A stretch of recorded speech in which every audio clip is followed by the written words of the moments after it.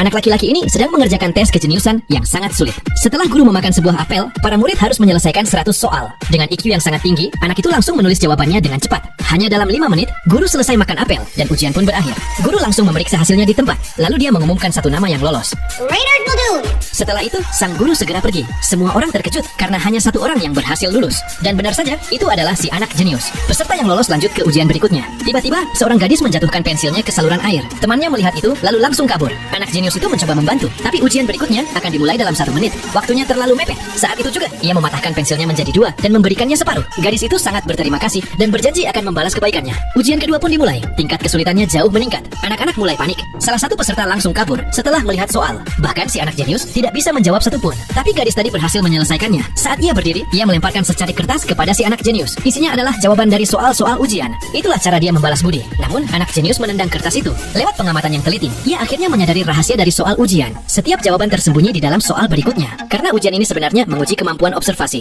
Guru pun mengumumkan hasilnya, dan anak jenius itu kembali lolos. Akhirnya, hanya 5 anak yang masuk ke babak ketiga. Kali ini tidak perlu untuk menjawab soal ujian yang sulit, namun mereka harus menyeberangi ruangan. Dan mereka tidak boleh menginjak ubin berwarna hitam atau putih. Gadis pertama melihat ruangan dengan teliti, dan berkata, ini mustahil. Karena jawabannya yang konyol itu, sang pengawas pun langsung mengeliminasinya. Giliran gadis kedua maju. Ia mengambil sebuah tali, lalu mengikat tali ke gagang pintu di seberang ruangan. Ia berjalan dengan hati-hati di atas tali, dan berhasil menyeberang. Anak laki-laki yang atletis ini melompat ke ubin kuning, dan menggunakan dinding seperti Spider-Man. Ia menyeberang dengan mudah. Giliran anak berkacamata untuk tampil. Ia memakai siku dan lututnya untuk merayap, memanfaatkan celah dalam aturan, dan berhasil menyeberang dengan mudah. Akhirnya giliran si anak jenius. Ia berpikir sejenak, lalu dengan santai berjalan lurus ke depan, dan lulus ujian. Semua orang kebingungan. Ternyata ubin di lantai semuanya berbentuk persegi panjang, dan aturan hanya melarang menginjak ubin berbentuk persegi. Sekarang pertanyaannya, apa cara yang akan kamu gunakan untuk menyeberang dan lolos di ujian ini?